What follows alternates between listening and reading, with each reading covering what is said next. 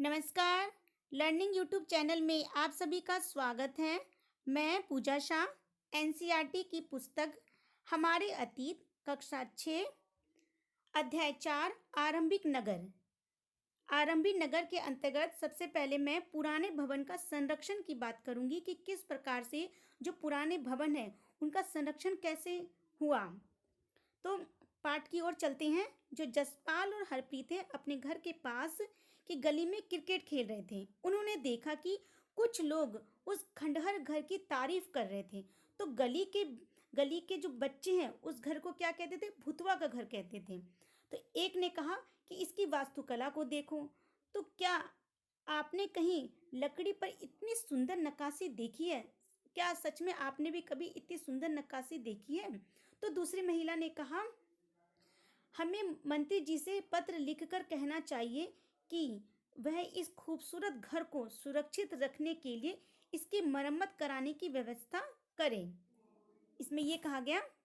फिर इसके बाद यह सब सुनकर जसपाल और हरप्रीत सोचने लगे कि इस पुराने खंडहर से लोगों का कितना लगाव हो सकता है, कितना लगाव क्यों हो सकता है। मतलब कि जो खंडहर है, खंडहर को देखकर उनको यह प्रतीत होता है कि इतना लगाव क्यों है। आखिर कुछ तो बात होगी उस खंडहर की, उस नक्काशी की, उस वास्तुकला की। तो इस पाठ के अंतर्गत यहाँ से शुरुआत होते हैं आरंभिक नगर को ले पाठ के अंतर्गत। तो जो पुराने समय की जो चीजें लुप्त होती जा रही है उसी की बात की जा रही है। यहाँ पे पुराने नगर का संरक्षण इसकी बात की जा रही है। फिर आगे पाठ की ओर हम चलते हैं कि हड़प्पा की कहानी आखिर क्या कहती है। हड़प्पा की कहानी जो अक्सर पुरानी इमारत अपनी कहानी बताती है। लगभग 150 साल पहले जब पंजाब में पहली बार रेलवे लाइन बिछाई जा रही थी, ध्यान दीजिएगा, जब पंजाब में पहली बार रेलवे लाइन बिछाई जा रही थी तो इस काम में जुटे इंजीनियर को अचानक हड़प्पा पुरास्थल मिला, जो आधुनिक पाकिस्तान में जो कहाँ पे मिला? ये हड़प्पा पुरास्थल आधुनिक पाकिस्तान में मिला। और उन्होंने सोचा कि यह एक ऐसा खंडहर है जहाँ से अच्छी ईंटें मिलेंगी। यह सोचकर वे हड़प्पा के खंडहरों से हजारों ईंटों को उखाड़ ले गए।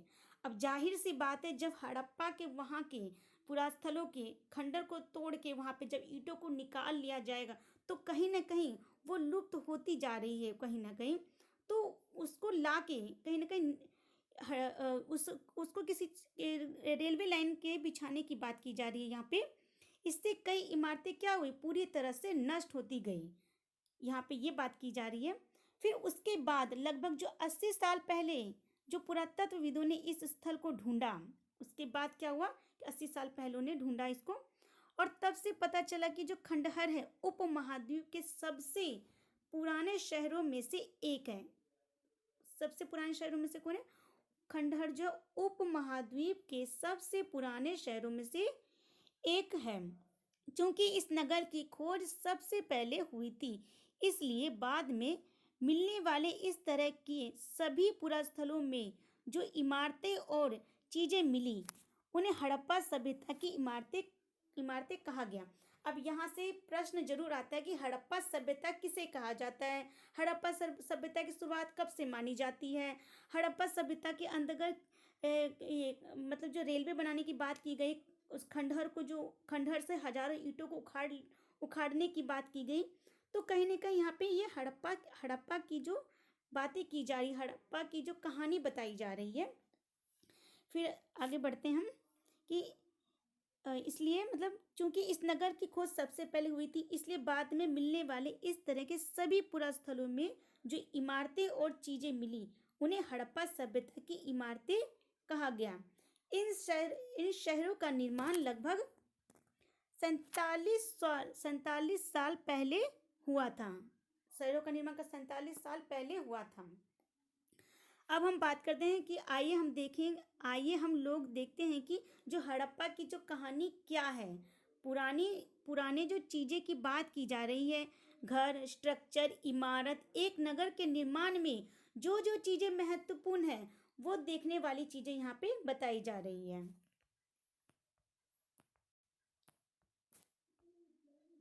अब उसके बाद यहाँ पे है कि जो जो प्रश्न यहाँ पे पूछे जाते हैं, जैसे यहाँ प्राय पुरानी इमारतों को तोड़कर उनकी जगह पर नए भवन बनाए जाते हैं।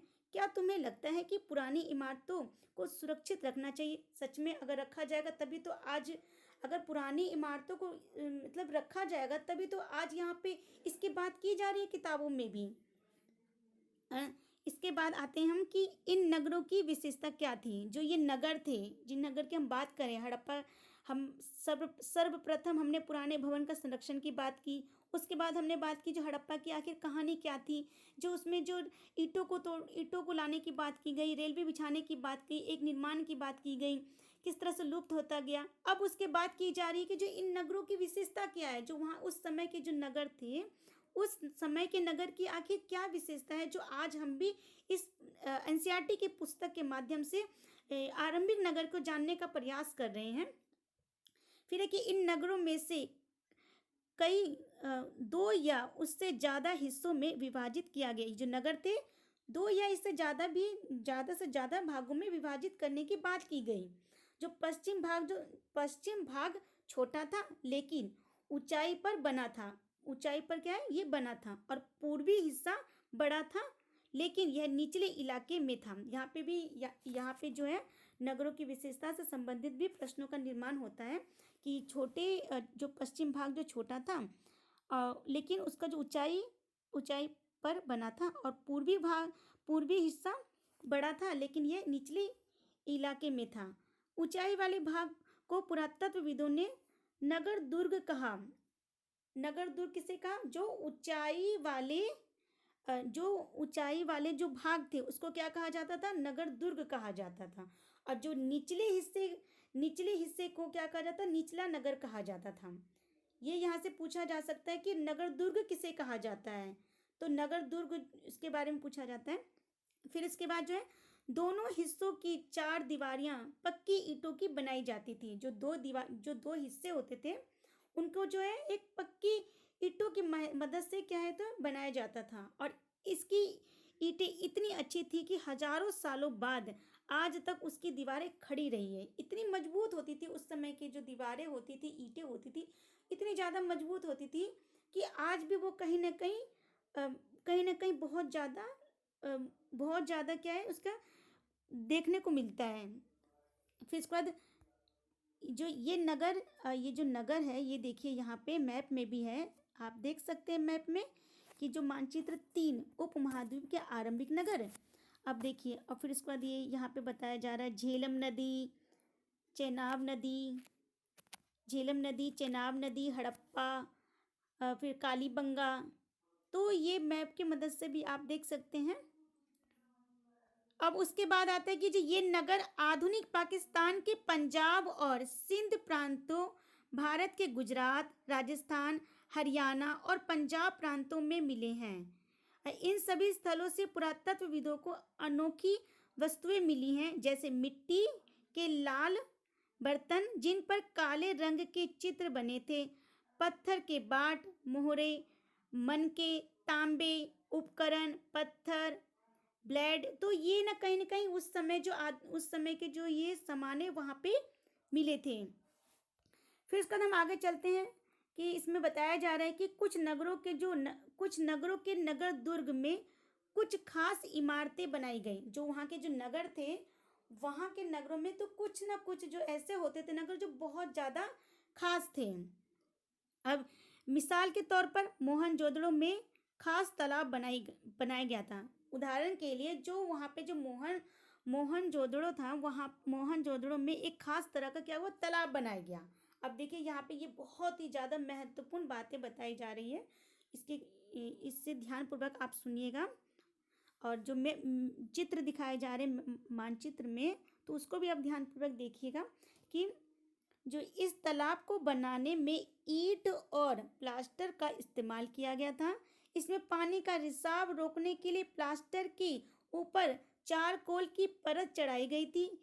इस सरोवर में 2 तरफ से उतरने के लिए सीढ़ियां बनाई गई थी और चारों ओर कमरे बनाए गए थे। इसमें भरने के लिए पानी के कुएं से निकाला जाता था उपयोग के बाद इसे खाली कर दिया जाता था।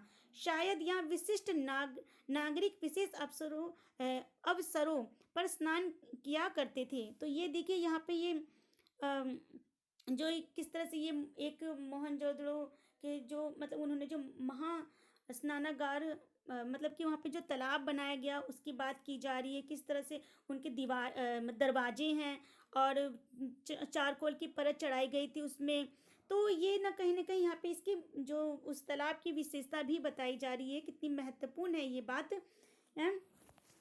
फिर इसके बाद हम बात करते हैं कि जो कालीबंगा और लोथल जैसे अन्य नगरों में अग्निकुंड मिले। अगर बात करें कि अग्निकुंड कहाँ मिला, तो ये कालीबंगा और लोथल जैसे अन्य नगरों में अग्निकुंड मिले, जो संभवतः मतलब यज्ञ किए वहाँ पे क्या है, यज्ञ किए जाते होंगे। हड़प्पा, मोहनजोदड़ो और लोथल जैसे कुछ नगरों में बड़े बड़े भंडार गृह मिले हैं। अगर बात की जाए कि भंडार गृह कहाँ मिले, तो हड़प्पा, मोहनजोदड़ो और लोथल जैसे कुछ नगरों में ये नगर हैं जो इस अध्याय में बताया जा रहा है।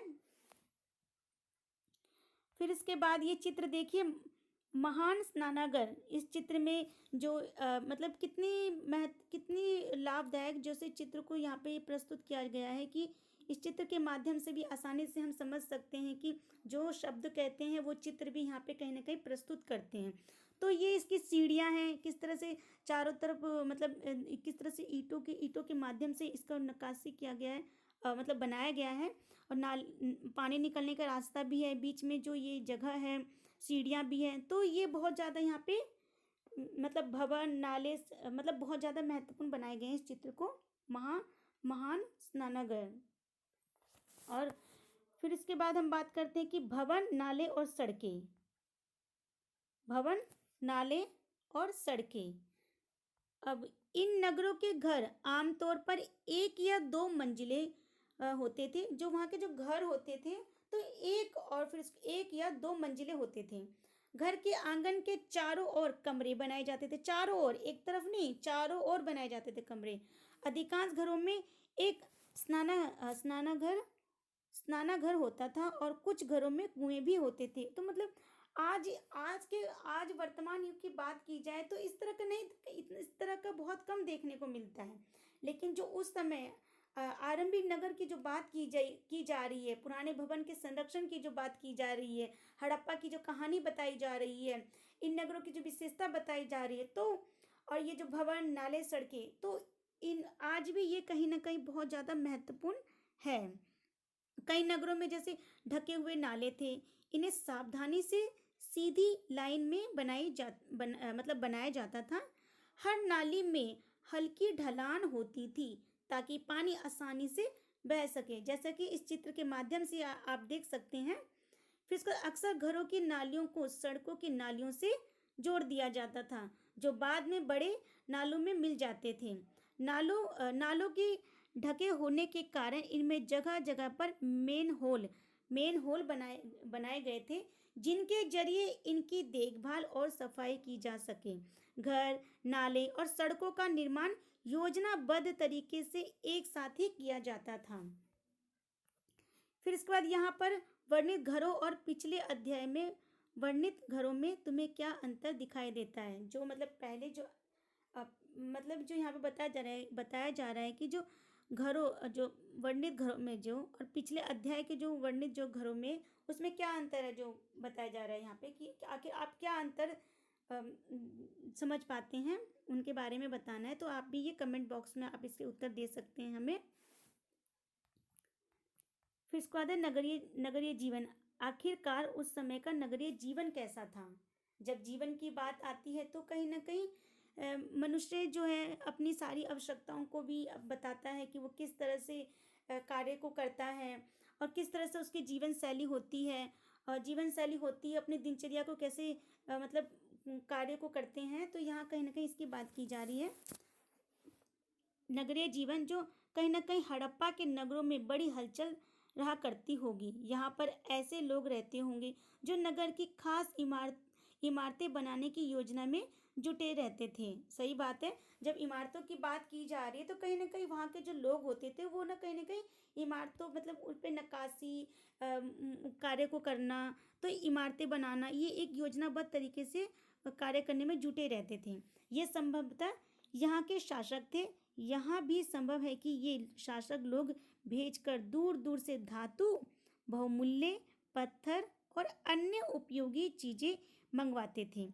शायद शासक लोग खूबसूरत मनकों तथा सोने चांदी से बने आभूषणों जैसी कीमती चीजों को अपने पास रखते होंगे।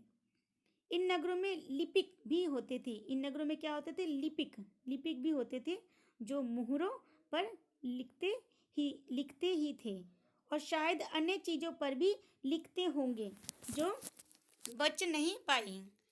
इसके अलावा नगरों में शिल्पकार स्त्री पुरुष भी रहते थे। अब ऐसा होता था कि उस समय जो कार्य करते थे तो स्त्री और पुरुष दोनों मिलकर कार्य करते थे।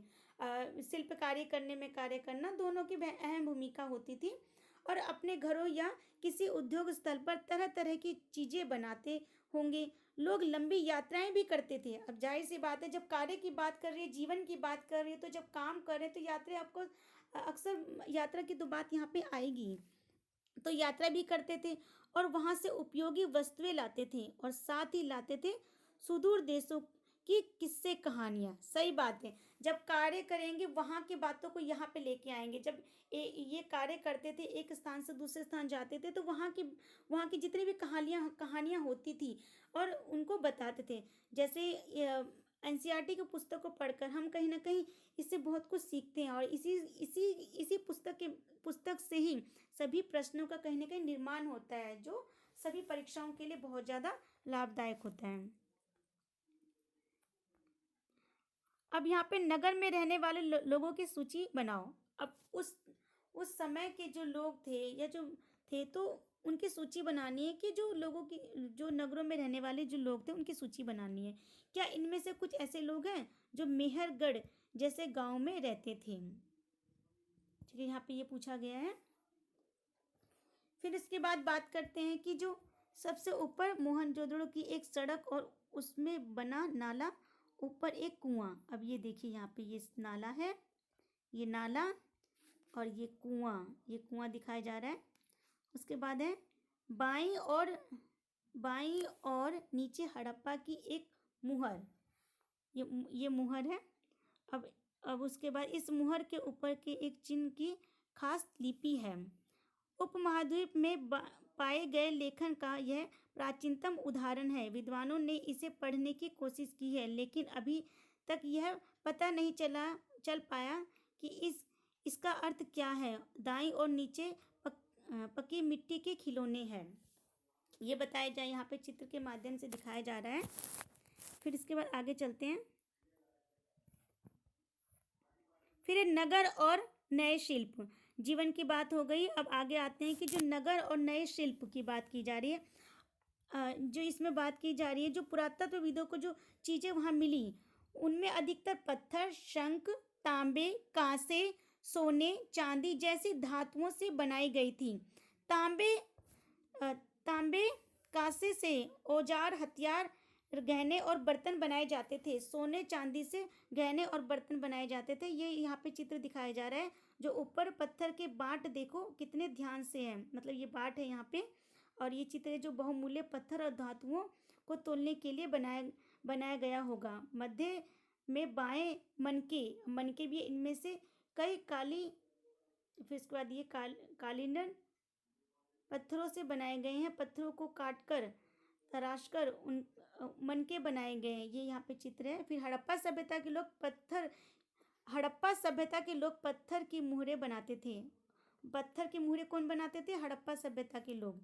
और इन आयताकार, इसके बाद ये चित्र है। इसके बाद फिर आगे बढ़ते हैं कि जो लाल मिट्टी के बर्तन बनाते थे, ये कौन बनाते थे? खूब, मतलब वहाँ पे लाल मिट्टी के बर्तन भी बनाए जाते थे। हड़प्पा सभ्यता के लोग काले रंग से डिजाइन किए हुए लाल मिट्टी के जो बर्तन बनाते थे। अब ये देखिए, 7,000 साल पहले मेहरगढ़ में कपास की खेती होती थी। कपास की खेती कहाँ होती थी? मेहरगढ़ में।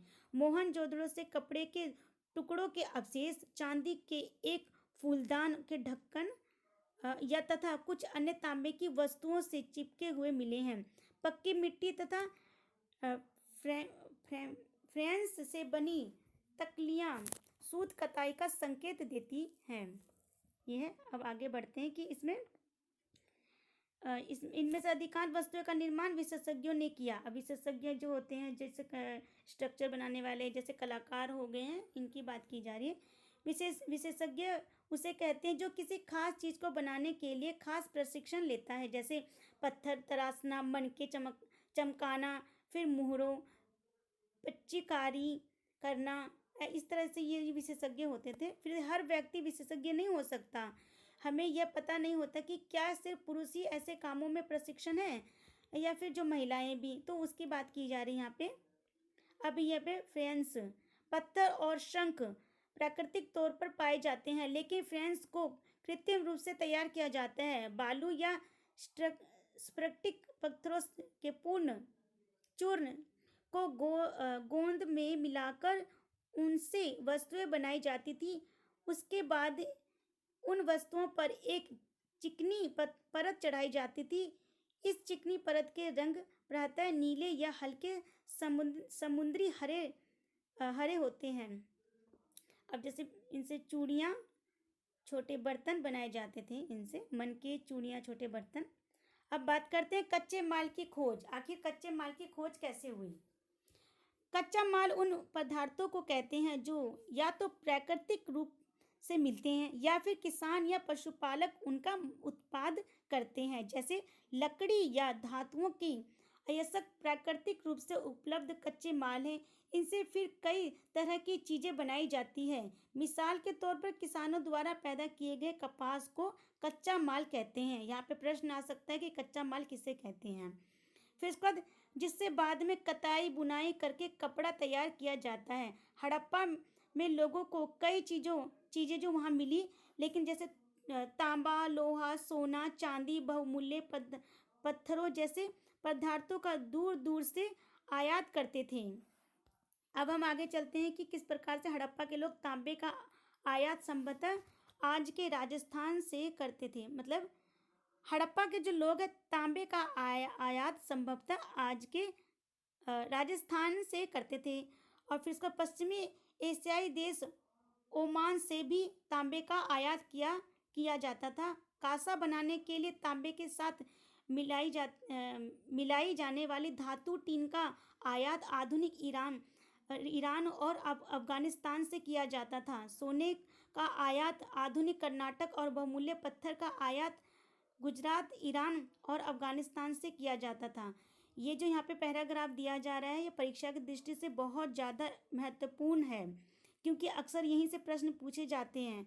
जैसा कि पूछा जा सकता है कि तांबे का आयात कहाँ पे हुआ, तो राजस्थान में। फिर उसके बाद कांसे का कहाँ पे हुआ, धातु टीन का कहाँ पे हुआ,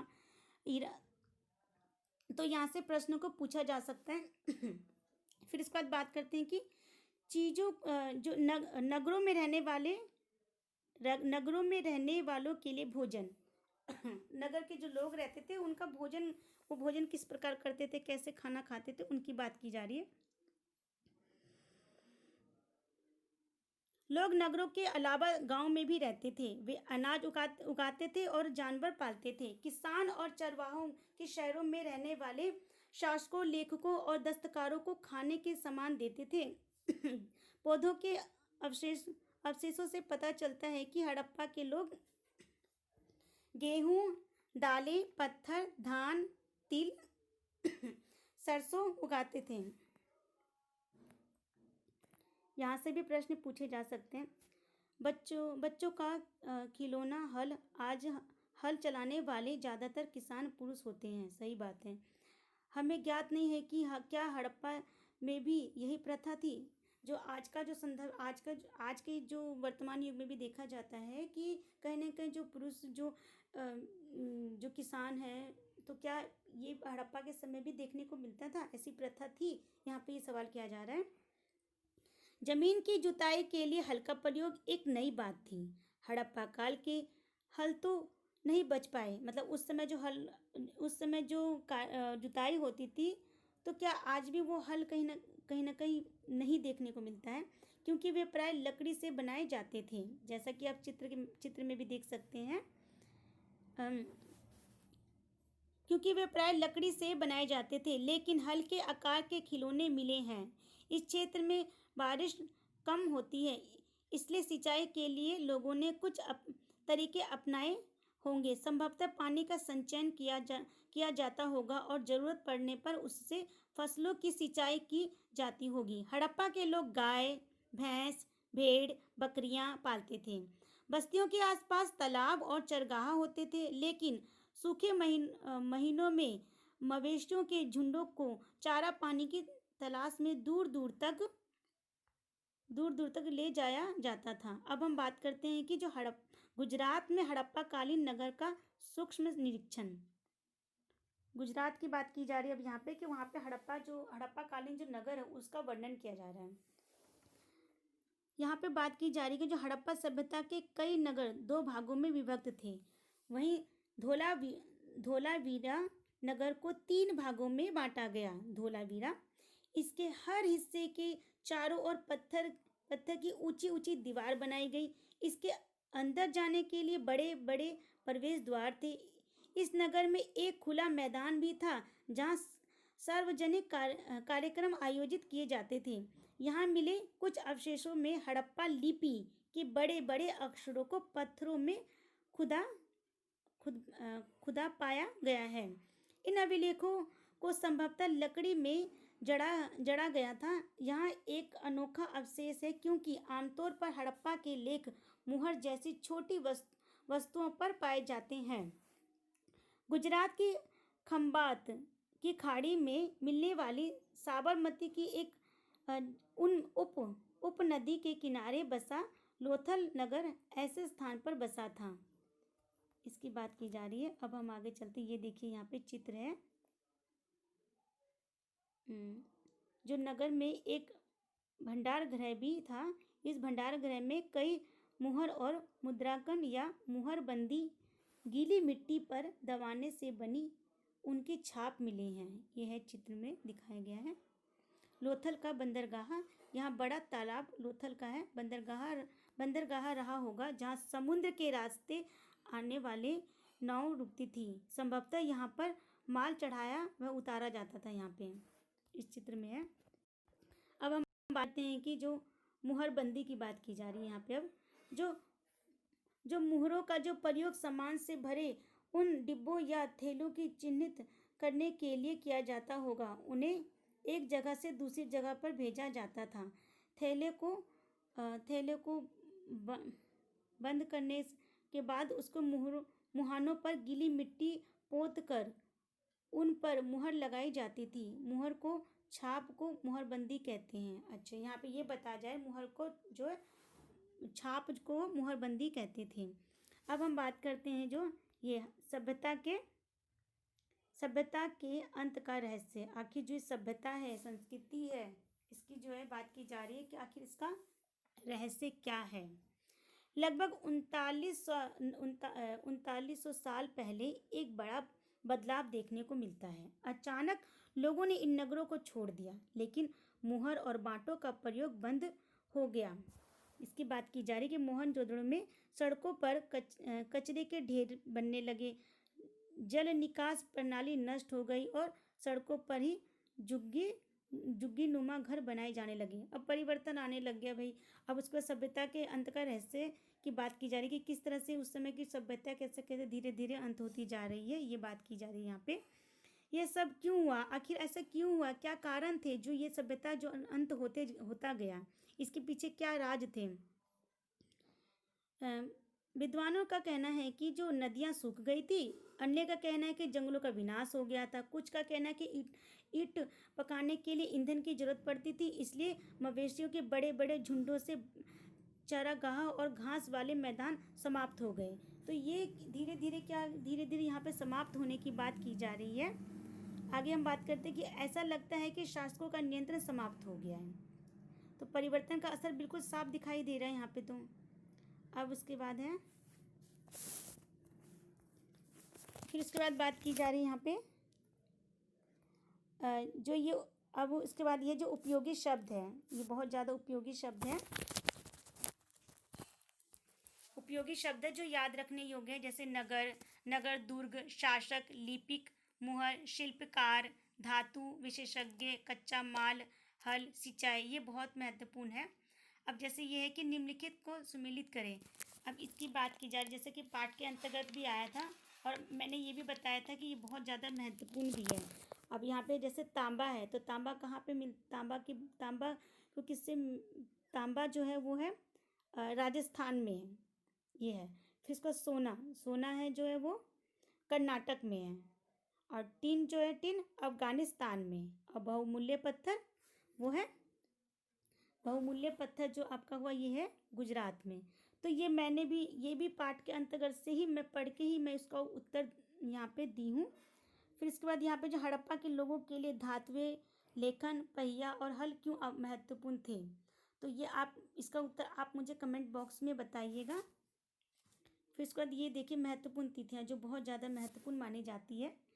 मेहरगढ़ में कपास की खेती जो लगभग 7,000 साल पहले। फिर नगरों का आरंभ लगभग 47 साल पहले। और फिर उसके बाद हड़प्पा के नगरों के अंत की शुरुआत 3900 साल पहले। फिर अन्य नगरों का जो विकास हुआ वो 2500 साल पहले। इस प्रकार जो इस पाठ के अंतर्गत जितना भी बताया गया, तो इस बार मैं इसका मैं थोड़ा छोटा रूप बताती हूँ कि जिस पाठ के अंतर्गत जो जितने बिंदु बताए गए, जैसे पहला बताया गया कि पुराने भवन का संरक्षण की बात की गई, फिर हड़प्पा की कहानी बात की गई, फिर इसमें नगरों की जो विशेषता, फिर भवन, नाले और सड़क, इसकी बात कही गई, नगरीय जीवन, नगर और नए शिल्प, कच्चे माल की खोज कैसे हुई, कच्चे माल की खोज, फिर नगरों में रहने वाले जो लोग उनके लिए भोजन, फिर गुजरात की जो हड़प्पा कालीन नगर, उसकी बात की गई, फिर सूक्ष्म निरीक्षण बताया गया, फिर मुहरबंदी, और फिर उसका सभ्यता का ये अंत कैसे हुआ। तो ये धीरे धीरे पाठ के अंतर्गत बताया गया। इसमें ये इस तरह से पाठ के अंतर्गत भी सारी चीज़ों का वर्णन किया गया। तो इस प्रकार से आप मेरे YouTube चैनल को सब्सक्राइब कीजिए, ताकि मैं इस तरह से और NCERT के पुस्तकों को लेकर आऊँ और महत्वपूर्ण बिंदुओं को ही मैं बताऊँ। तो आप मेरे YouTube चैनल को सब्सक्राइब कीजिए, learning YouTube channel, bell button को क्लिक कीजिए। धन्यवाद।